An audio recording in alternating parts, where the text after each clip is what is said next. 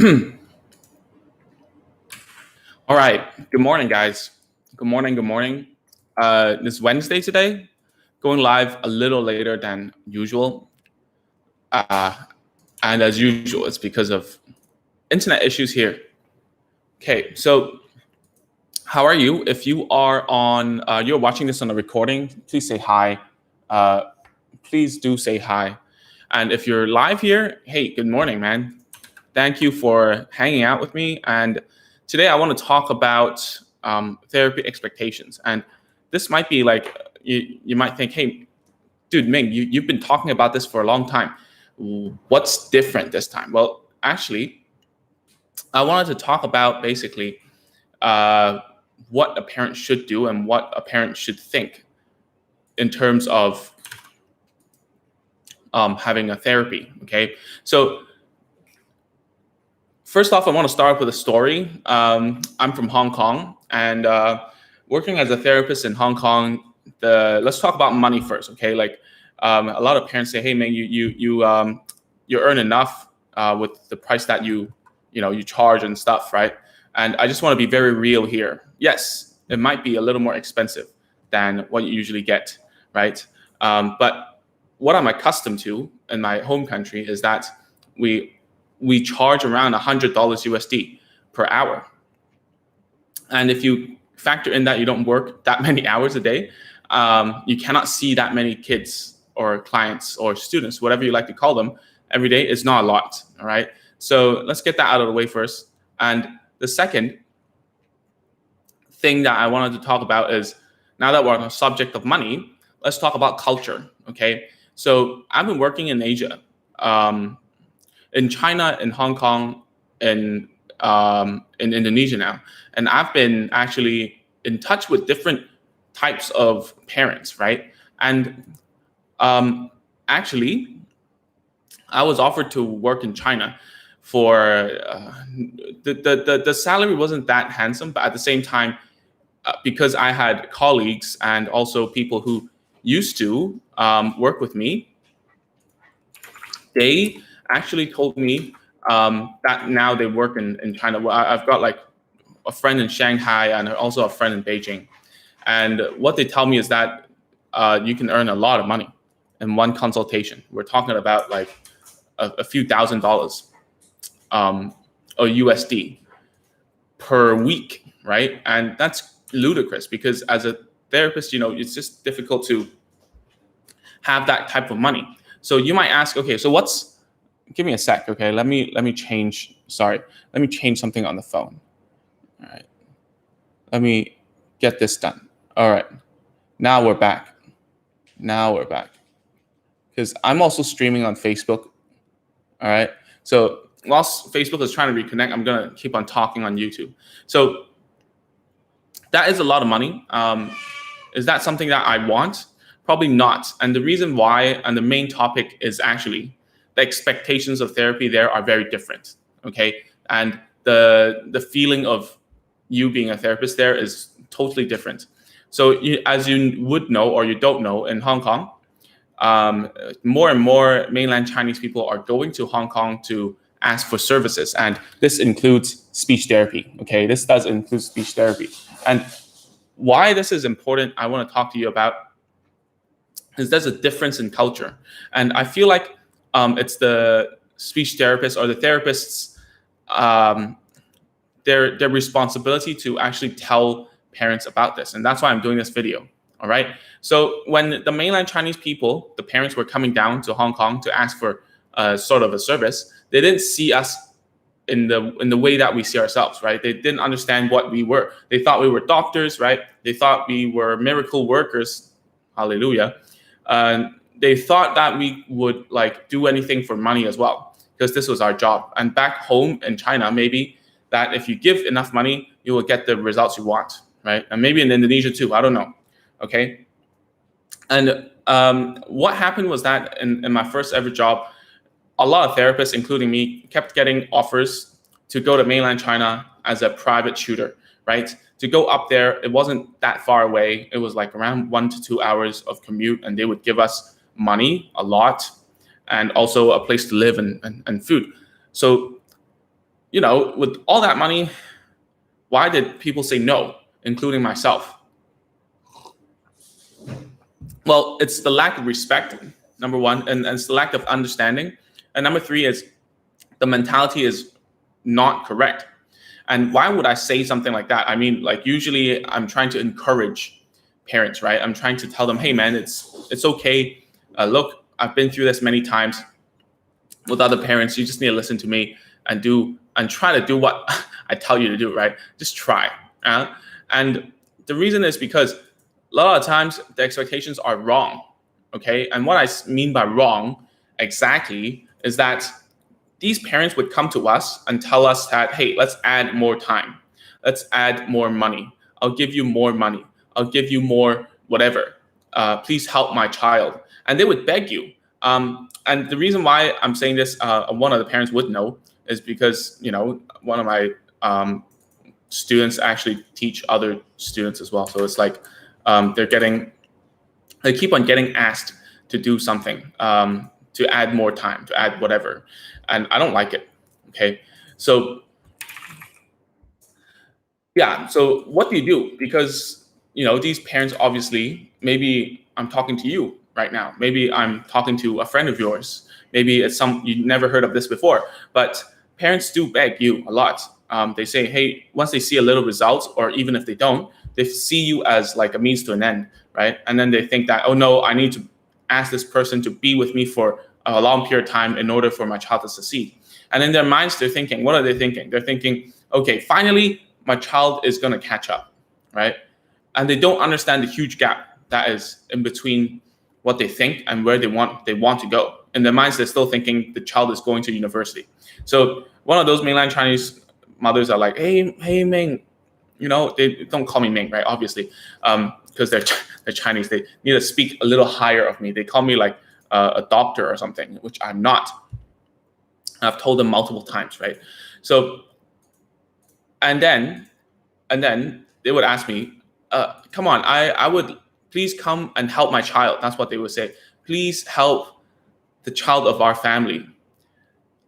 In exact Chinese, they would say that. And they would keep on saying like, please help me. It doesn't matter the money, it's anything for the kid and anything for whatever, right? And yeah, of course, at that point, you're like, oh man, this is really, really, really, really important to this mother. And I hope I can give everything that I can to the child.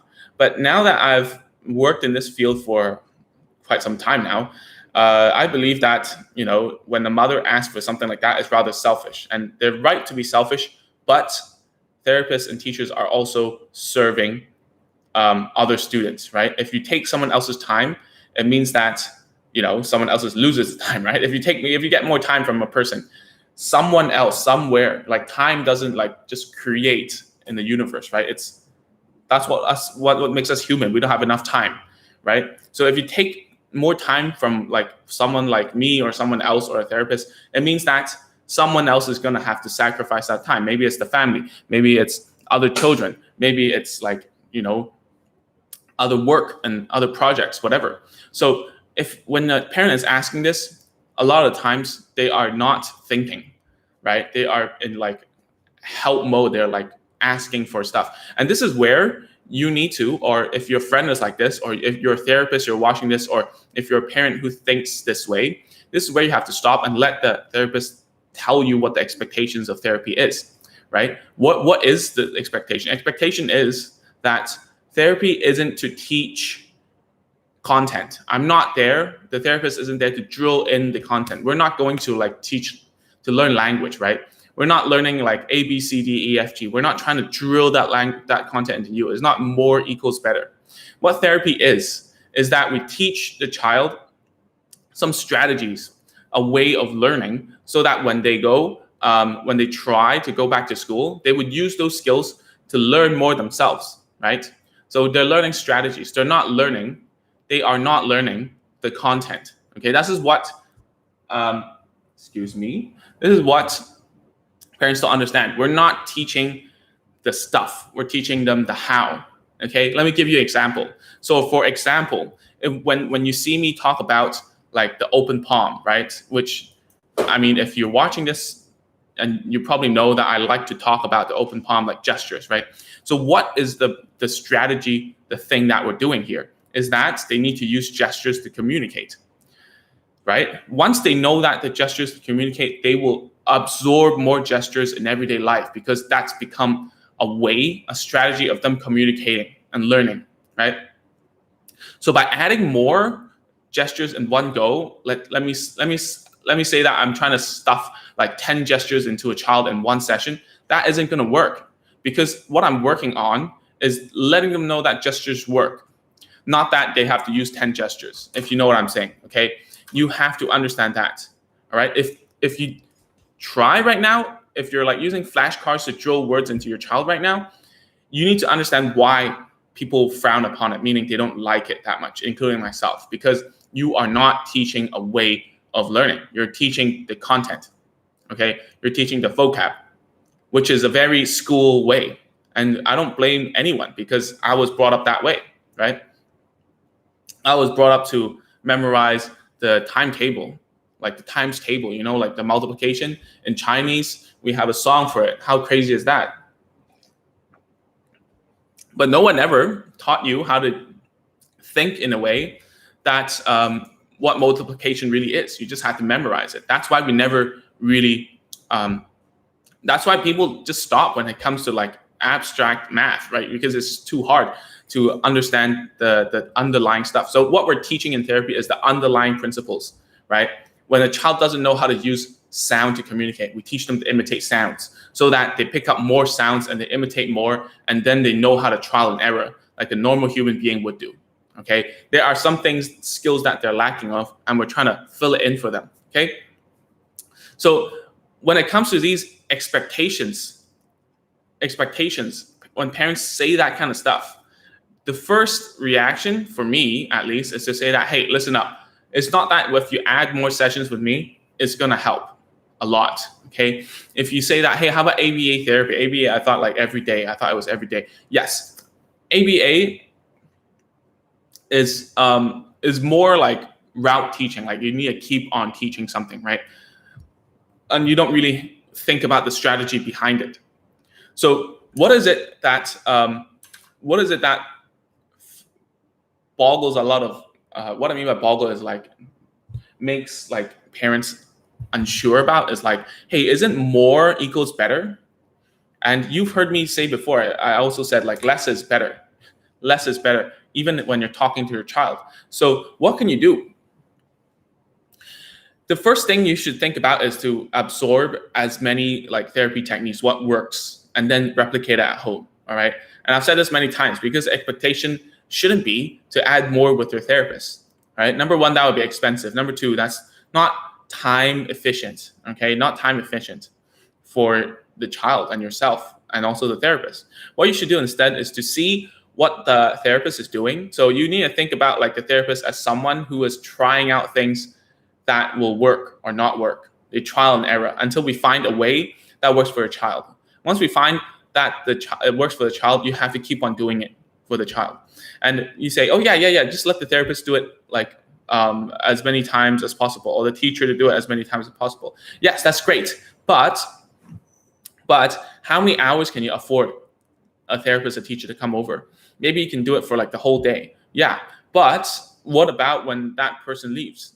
At most, you can like let them stay for like 5 hours a day or 8.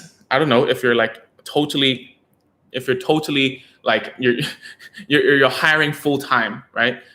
But there are still times where they are idle and you have to deal with it, right? So what I'm trying to say here is I'm not saying that it's totally your responsibility as a parent to do all the work, but you shouldn't add more therapy time just for the sake of more practice, okay?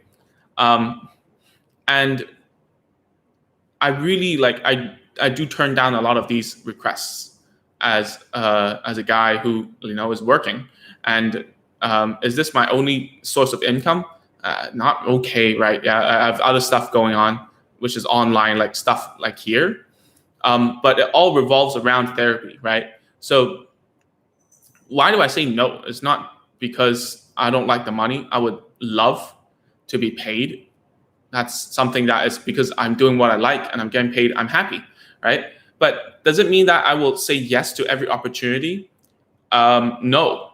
And the thing is, some parents, some cultures, I don't know here, I'm not talking about to you, I'm not talking to you, is that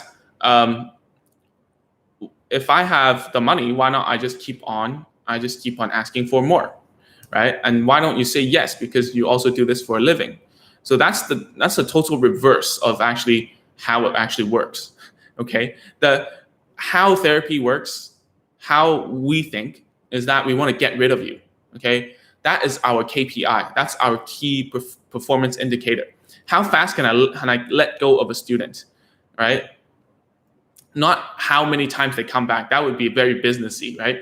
That's fair enough. But the more you can actually throw children like away and say that you're done, you're done, you're done, you're done. This is okay. This is fine. Okay, no, yeah, we're finished. The better you are as a therapist. That's just the end of it. I don't want to see you actually, right? It sucks that you have a child that needs to see someone like me. I don't want to. I want to finish. I want to go on to the next person. I want to help as many as I want, but I only have two hands, right? And this is something that the mother needs to understand. There's a reason why they've been stuck there for a long time and they haven't been going on, right? It's because the methods aren't correct. The methods aren't the best for your child.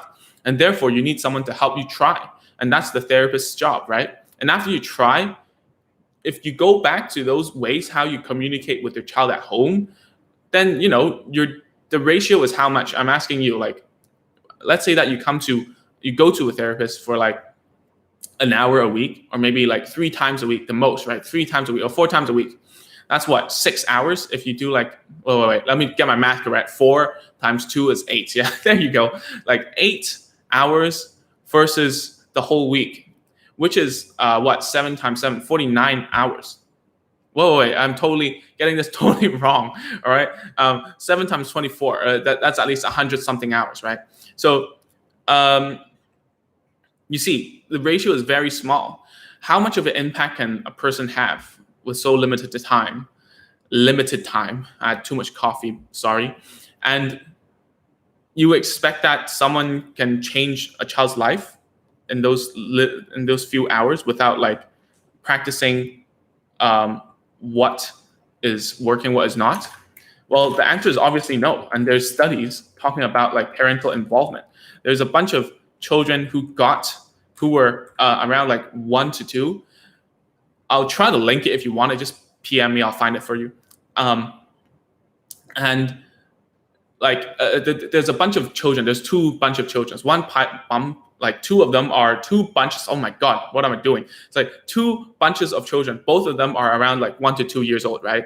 And then one of them, they didn't do anything for the parents. They waited until 2 or like 2 or 3 for intervention, which is still very normal, still ethical. And then this over here is that they started to teach the parents some like language facilitation skills, some like speech therapy techniques for them to do at home and stuff. So these type of children, they looked like 6 months into like the future. Let's go to the future. And then this bunch who has the parent training increased significantly their language skills. This bunch nearly stays the same. All right. So what does that tell us? That tells us that parent involvement is super important. And the reason behind it is because the language environment that you give your child is vastly different between these 2 groups. Because one type is parents who have gone through some sort of training, they know what to say, what to do at home, at least a little bit, and makes them a lot more confident to give the correct language information, the environment for the child. Whereas here, because the child wasn't picking up anything already, the parents kept on doing the same thing over and over again, and therefore no type of improvement at all, right? So you have to think about what's the role in a parent, what's the role of a therapist, what's the role of the child, right? And by adding more time to therapy, it doesn't solve that problem where you gain that knowledge to become a better facilitator in language, right? And sorry if I haven't made this clear in previous videos or anything, and sorry if I haven't like said it in a way that can like make you understand. There's no easy way out of this. There's really no easy way out of this. And the ones that I can like graduate from like my services, I cannot say for other people, are the parents who have helped me 100%. And am I sad to let them go? Of course, they're like the best students I can ever ask for, right? The mom was like taking notes. She's trying. She like makes videos of me like working and then trying herself, and then telling me like updating me on WhatsApp. Even though I'm not paid, I don't care about that stuff as long as they show me videos at home and they tell me about like, oh, what's going on, what's going bad, what's the problem, what solutions I want to give, and they try it out so that I know what to change. Those are the best, and those can graduate very soon. And that's the reason behind it, is because the parent now has the mindset to actually think, all right, when a new situation presents itself. And all I need to do is give a little bit advice in the end, right? Let's say that there was a parent in Jakarta who came to me because her child had a problem in like speech clarity, like just pronunciation problems. I finished the best of my ability to like that child. Now he's done, he's gone, right? And then because some of these speech problems are in genetics, the little brother has the same issue. So the little brother came once. I told her what to do. I gave her like an assessment, and then it's like, hey, it's nearly as the same as the older brother. It's just this, and this. And then now she's not coming back.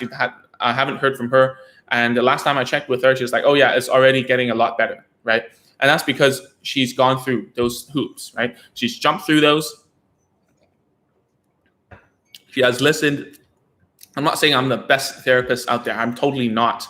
There are therapists who write textbooks who are much better than me at therapy techniques. I'm just full honesty. I'm not a noob. I'm not a new therapist. I'm not a super senior therapist. I'm like in the middle. I'm okay, right? So to get results is not really all about me myself as well. It's about my rapport with the kid, and also the parent's role, the rapport of the parent with the child, and most importantly, the rapport between me and the parent. Whether the parent will understand what I'm talking about, like how you're listening to me now and internalizing some of the stuff that I'm talking about, right? And yeah, this topic is totally not about parenting. It's totally not. And a lot of people would say, and I've heard it before, is that hey, Ming, you're not a parent. You don't know what we've been going through at home. That's why I don't give that type of advice usually.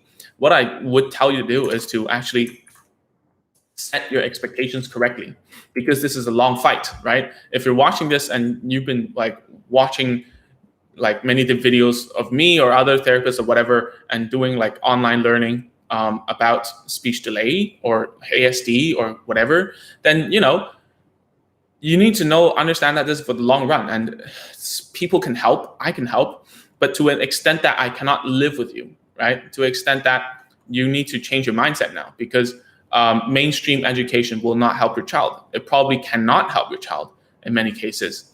So you need to help them to build strategies to understand things that we learn not explicitly. No one ever told us that when we talk to someone, we had to say hi. No one told us that when we talk to someone, there's a physical distance. There's a rule, right? There's a rule between us.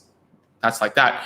No one told us that if we have a lot of ums and likes and whatever in our speech, it becomes hard to listen to. It's from the subtle feedback from our teachers, from our parents, from peers who make fun of you. Then we understand, oh, we should speak clearer and try not to use so many ums and likes and ahs, right? So speech delayed children do not catch on these clues. They need specific feedback, right? They need rich language input, stuff that don't put them down, like words that actually encourage them to talk and try and fail and then try again. And that's why you are a facilitator. You are not a teacher. You are not a therapist. And mothers always say that, oh, I'm not good at this. I'm not good at that. I'll never do whatever you do. Yeah, look at me. Look at me. I was I was not going to become a therapist, right? I mean, like if you look at my field, speech therapy or whatever, like teaching children, a guy like me, very rare, I would tell you, very, very rare. So don't let whatever like you think become like the reality, shall we say. It's now become like some sort of self-help stuff here, right? But it's true. Don't let what your own self-image project onto how you do things. All right, especially when you have nowhere to escape. You really have nowhere to escape because you're living with that child, and that's what you have to do from now on. So to tell you I didn't want to make this video.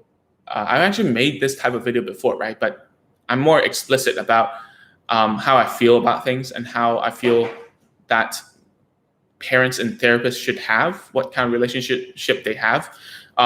For me, at least, we don't work for money, right?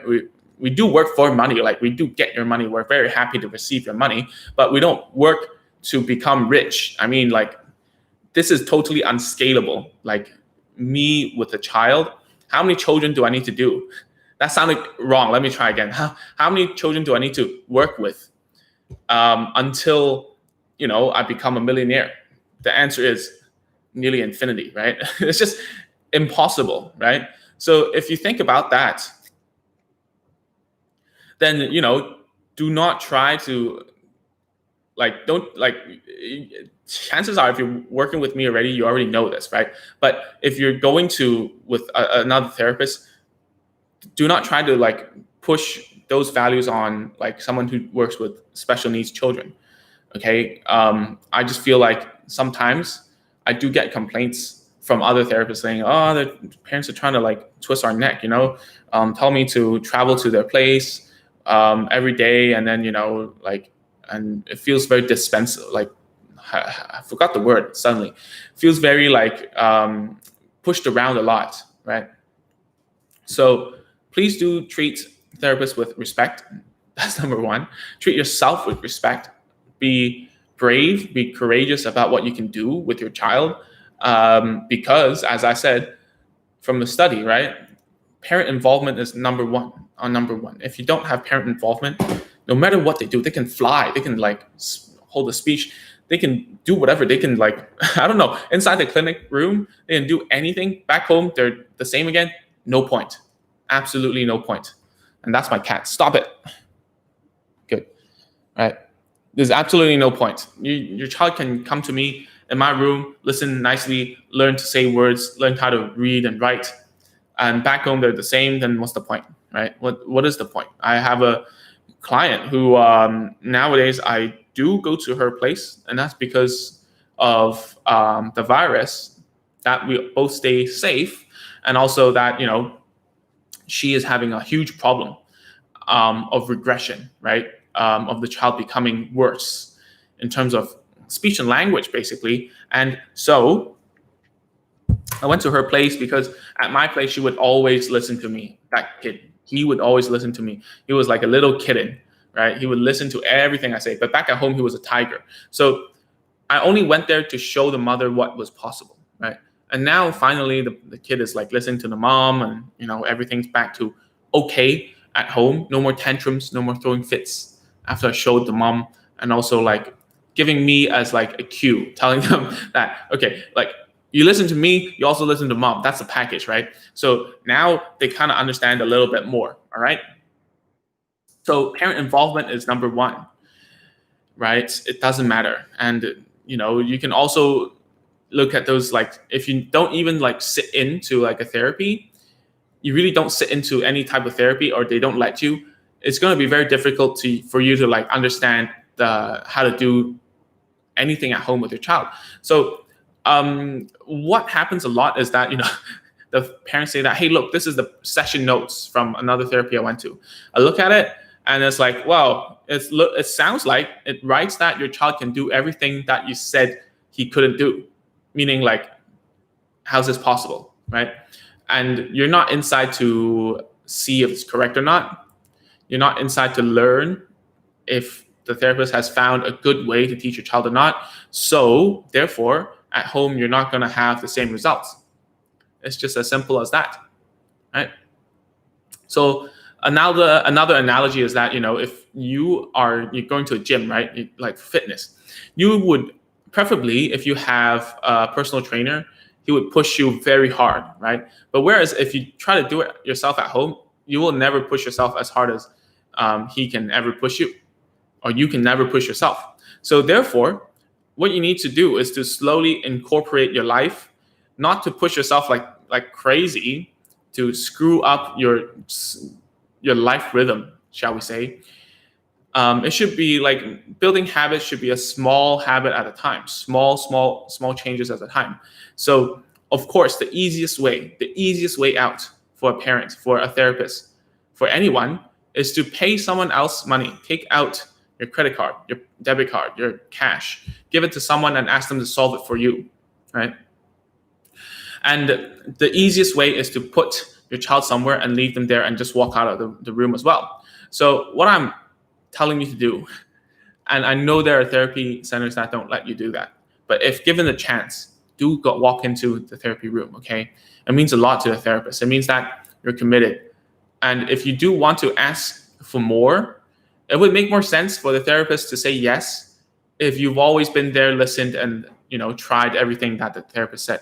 It would be 10 times easier for the therapist to say yes to your requests, because he knows or she knows that whatever change that you ask for, you're in good hands. Okay. So the respect is two ways. All right. If you don't, at least for me, if a parent doesn't show up, she walks out, she uses her phone during therapy, I ask her to do something, she says no, and and worst case scenario is I tell her to do something, she does the opposite and does it 10 times worse, increase in time. I tell them to do 5 minutes, they do it for 30. And then what's worse is that they see that I'm using a toy that a child never played before and they like it, and then they's like, oh, Mr. Ming, where do you buy that? I want to buy that. And then they buy it and they just let the child play it without doing the language and speech work. They come back and they don't want to play it anymore because they've been bored about it. Then what is the therapist going to think, right? What? And especially when I'm ranting now, right? Especially when I told the parent, hey, don't let them have free access to that toy without them talking, without them doing language tasks with you, without you bombarding them with the appropriate words and sentences. If you don't, they'll just be in their own world and that's it, right? It will be the same story again. Said it many times, right? Do parents change? Yes, most of them. Some, full credit to those who are listening. Full credit to those who are doing the best that they can. And disclaimer again, I'm not some guru or some person who writes, speech therapy textbooks. I don't teach at a university. I'm still rather young, green, So listen to me, don't listen to me, doesn't matter. As long as you come back, you go away from this little live session, is that that you as a parent is very, very important. You should look at what's wrong, what's working, what's not working from a therapist. He's the person or she's the person who tries stuff, to try strategies that work or not. Once you see what strategies work, stick to it like glue at home, because you spend the most time with your child. If you keep on doing it, it's going to work. All right. And Anita asks, so parent involvement is the most important thing, right, Ming? I would like to think so, right? Parent involvement is number one, but for it to work, you got to have a working machine. So analogy is parent involvement is fuel, right? It's fuel in a gas tank, but you have to have a running engine. So some children, they don't have a running engine, meaning they don't have a system that works, that teaches them stuff. Okay. So that's why when you don't have an effective way of teaching, what you're doing is just pouring gasoline on nothing, right? You're wasting your gas. That's a saying in Cantonese, by the way, right? You're wasting your gas on something that doesn't run. Okay. Even if it runs a little bit, you found a way, the therapist or you found a way. Now, okay, actually using these rules, right? By teaching gestures first, by helping them understand using mouth shapes, right? Or sounds that are easier than words, or that you're using, you're teaching them how to answer questions a little better, a little more difficult along the way, right? Or you're teaching them through stories, right? Or you're teaching them stories with action figures instead of like pictures. That would work. Then you have a working system, effective teaching. The key word is effective teaching. Anita, that's what it is. You already have it, Anita. We did talk about it before. Thank you for it. Anita's a great parent. She sends me videos all the time. She tells me about what's going on. She listens, she tries. It works, it doesn't work. We try again. I tell her some feedback. She tries again, and until it works. So Anita, you have a working system already. You just need to pour more gasoline into it. Okay? All right. So more gasoline doesn't mean like 30 minutes, right? I just mean like 5 or 10 minutes, but rapid successions. Like make that 5-10 minutes very, very fruitful for a child, Anita. For other parents, I cannot say, okay, I don't know. I haven't seen your child, haven't seen you as well. All right. So once you find something, you have to add gasoline. But if you don't have if you as a parent don't have that, then you cannot add much gasoline, right? And if you're asking, then I would put the therapist or a teacher with my child for a longer time. That's pouring gasoline, right? That is. But how much? Like how much are you pouring? Not a lot, right? If you're doing 3 times a week already, you add one more day per week. How much is gonna add? That's like, and there's also something called like diminishing returns. You cannot, and what diminishing returns is, right? You pay for something. As the more you pay, the less you get, right? The less you get by function, by the yield that you get. I'm getting a little too technical here, but there is a diminishing returns, right? So Bonita asked, should they learn sign language / very basic sign language instead? That's very hard for me to answer you, Bonita. I need to know how much your child can speak right now. Okay, if your child is talking already, using some basic sign language can help them increase sentence length, because now you've taught a bunch of signs for them as a cue for them to speak certain words. So you can check out one of my videos about like increasing sentence length by gestures. I forgot the name, sorry, right? But basically, I would do that. It depends on how long your child does it and what kind of situation is your problem.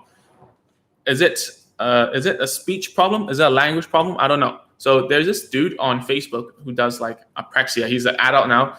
He had a speech problem since young, and like he uses some gestures that I picked up when he was doing some lives like I am right now. But obviously he has a lot more people watching because he's this guy who struggled as a kid, and then he became someone who could start talking and go to like university or something, right? Very inspiring.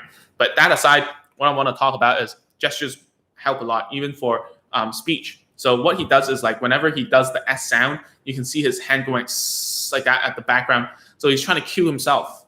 That's the best way. If you learn how to do that, you need to teach your child how to do that so that they can cue themselves. Okay, they can cue themselves. The cueing themselves is the best way. It's the holy grail. I talked about this before, right? If they can cue themselves and have a self-awareness about when to give themselves help, you don't need to do a lot of therapy anymore. All right, you just need to choose the level of difficulty correctly, and then they will be happy. All right.